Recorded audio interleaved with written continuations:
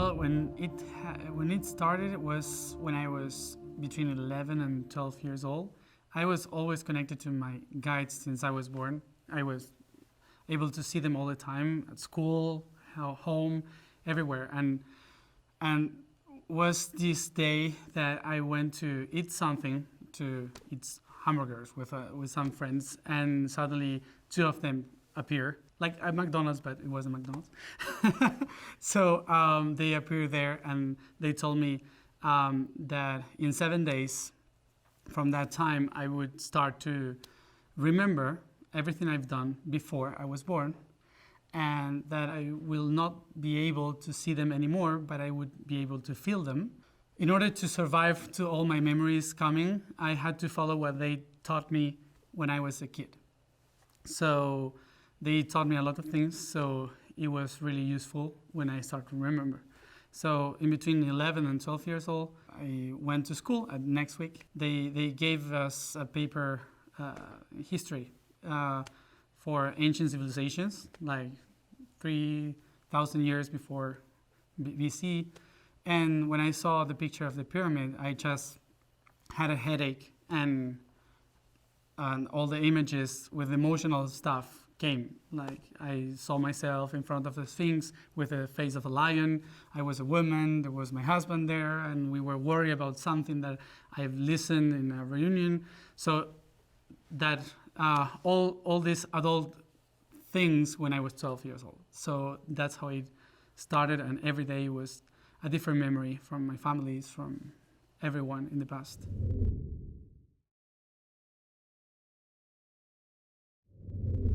I was able to see them like that. Then it was like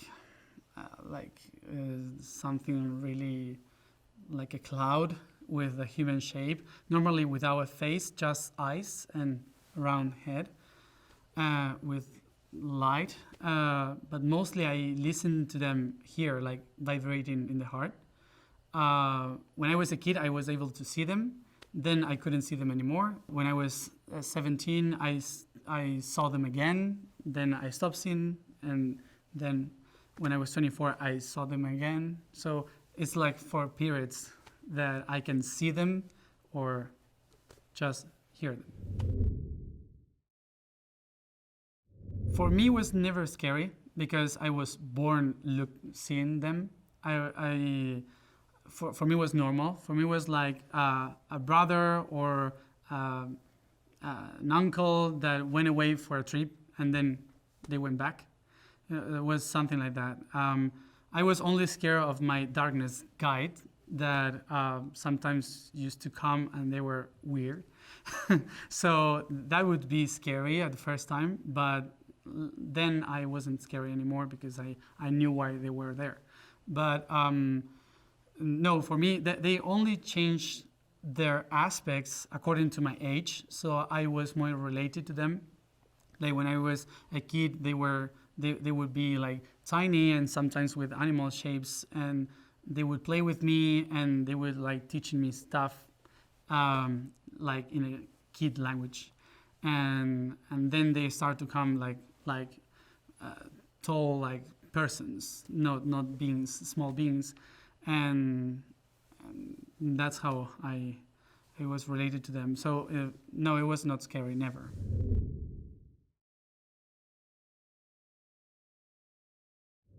Well, it was weird, of course, at school to get related to the people because everyone was willing to do stuff that I don't wanted to do. Even though my guides and other beings that I was able to see, they would always tell me, you have to be like a human. So you have to play, you have to, they were teaching me that I needed to learn about emotions, that I had to be there like if it was a trip to, I don't know, to the rainforest, and I was looking at monkeys in school. so I had to, I had these friends from other dimensions that really helped me to understand how society was and not to judge it. So it was difficult because a lot of people doesn't understand. But I was lucky because my family was agnostic, so they had no beliefs, they had no thoughts about this stuff, and the main, how do you say, the director of the school, she also believed in this stuff, and some teachers too. So they would help me a lot, even if the others didn't understand, and also my friends. So I was really lucky. I cannot say it was bad for me. Emotion. Yeah, it was like emotion, and it's like when you try to remember something that you have done or that happened to you. It's like the feeling, and then the images start to come.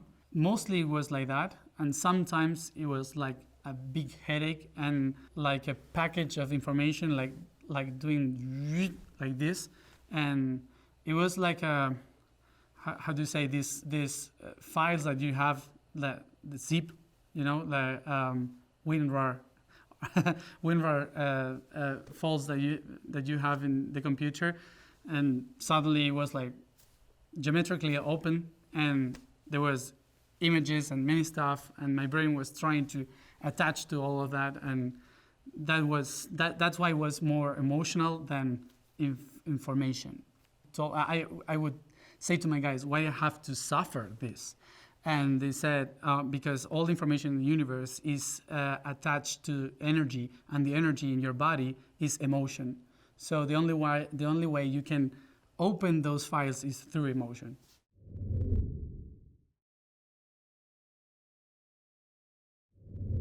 The Akashic Records is everywhere. They are the connection in between every electron, every atom. Everything is connected by that. It's not a place.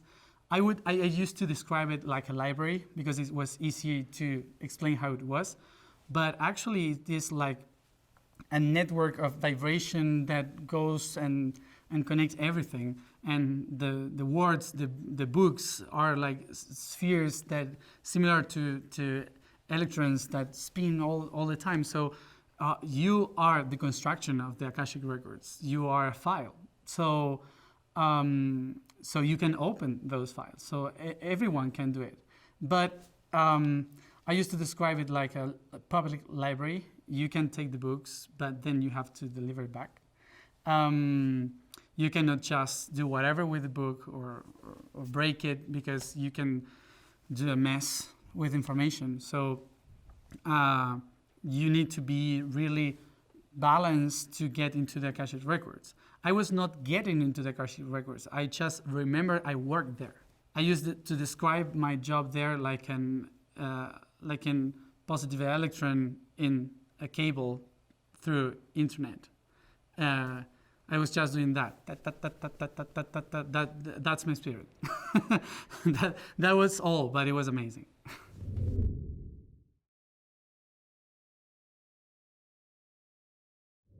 Well, my mom was a very creative person, so she saw me like a very, very creative person. So a lot of imagination, a good mind to create stuff, to paint, to tell stories. So she would never tell me, don't talk about this or whatever.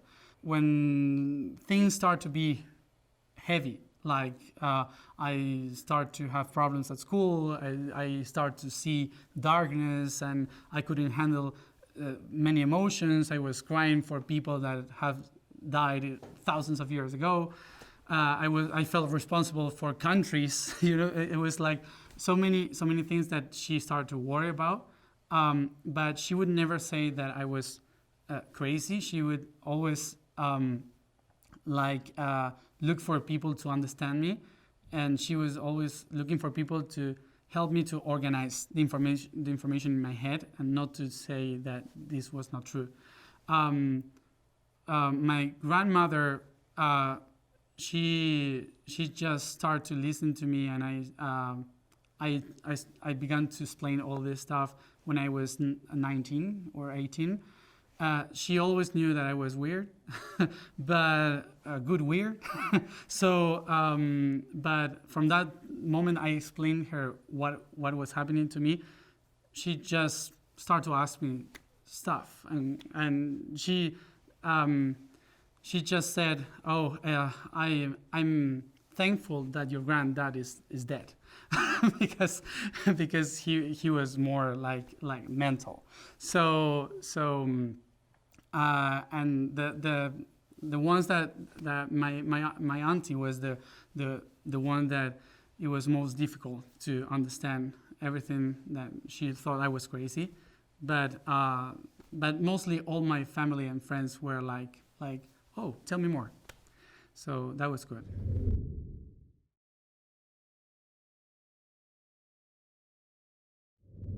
Well, I guess that the most important I can talk about is what happened in the Vatican. There's thousands, but I guess that one I received information that we had to turn the vibration of the biggest key in the world. I was in 2012 doing a trip around the world, seeding keys, copper keys in the world, so I could open the doors of energy for all my job after doing that. And when I arrived to Antarctica, I was in Antarctica December 21st, 2012. And that was a whole other story, fun story. But when I was there, the information I received was, now you have to wait for the big lightning in February 2013. And after March 2013, the energy of the south would be in the north. And when the energy of the south is settled in the north, you would be able to open and to turn the biggest key in the world that would turn every key. And I had no idea what it was until we saw the lightning coming in February 2013 into the Vatican. And that lightning was the same day that the Pope quit and the Argentinian Pope became the Pope. So from the south to the north. And the biggest key in the world is the Vatican, because the St. Peter's Cathedral was built by Bernini with the shape of a key, the key of heaven. So they would say you have to turn from north to south, the key, so in order to do it. And because the Pope was Argentinian, it was easier to get to him. So for me. So the good story about all that was that my guides told me that I had to go to Rome and sit in a specific spot of Rome to wait for a call. And I went there. So I sat there and I was waiting for a call. And I just put a picture in Instagram in 2014 here waiting for the Pope's call. And it was like fun for me. But actually, in Scotland, there was a friend that was in a trip, a spiritual trip, and she was saying, "Oh, Matías is waiting for the call of the Pope," and there was this lady in the same bus that says, "I am a friend of the secretary of the Pope. Do you need the phone?" So somebody called me there in that square, and it was the secretary of the Pope. So asking, "What do you want?" And I was like, I don't know. So I just told him, well, my guides told me to come to the Vatican to ask for permission to make a change of energy, and I cannot do it if you don't allow me. And so I went to the Vatican, and they allowed me to do this gathering in the Vatican a few weeks later. So we went like 500 people to the Vatican to do this switch of energy, and I knew that if it would work, the nature would show that it was possible. So during the whole day in Rome, June 14th in 2014, we were working with the energy of the Vatican, and suddenly this big storm appears just out of nothing, and it was news there because it was so many lightnings, and we were the only 500 people running in the streets with the lightnings and doing all this job of energy. And suddenly, when the moment was to open the portal,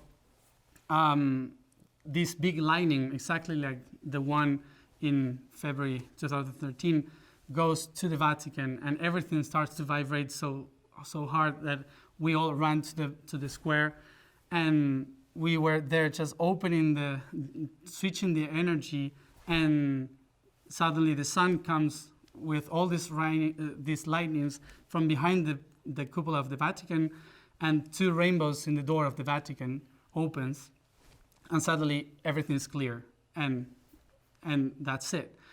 So it was like nature working with us during these hours, and because of that, I was invited by the secretary to give the Pope a message and to give it in his hands. And it was not about religion. It was because my guides told me, you cannot fight against the old system. You need to love the old system in order to transform it in love. Otherwise, it would be always fight, fight, fight, fight. So you should not go against something that is ending. You should go and hug it so you could transform together. And that was the goal of that trip. And the earth and civilization were together working. So it was amazing how the weather showed the portal after we turned the key.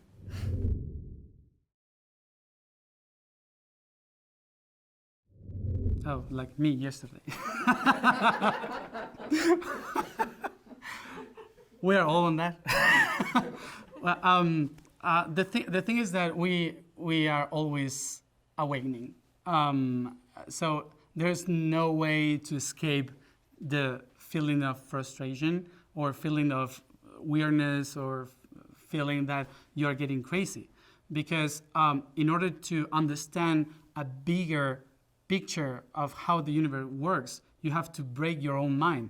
That's why you kind of need to become a little bit crazy to understand something bigger. I would say that don't take everything so seriously, because it doesn't matter what you see in the universe. It's just a perspective or a hologram. So nothing is really true. So don't take anything seriously. Not even what you remember in the past, other dimensions, other beings, darkness, light, anything. Anything really is real. It's just different perspectives. So when you're opening your mind, you're just like going of these layers in the onion that you're just trying to discover the core. So when you are trying to take the layers of every part of the onion to get to the core, you will cry a lot. Yeah, that's natural. So there's a lot of suffering involved, because it means that a part of you needs to die so other part can be born and understand itself. So that's why it's so hard, this process of awakening. But we always need to know that this is like die, born again. So I would say don't take anything so seriously. And remember that we created all this to play. This is a game. So you have to learn how to play with it.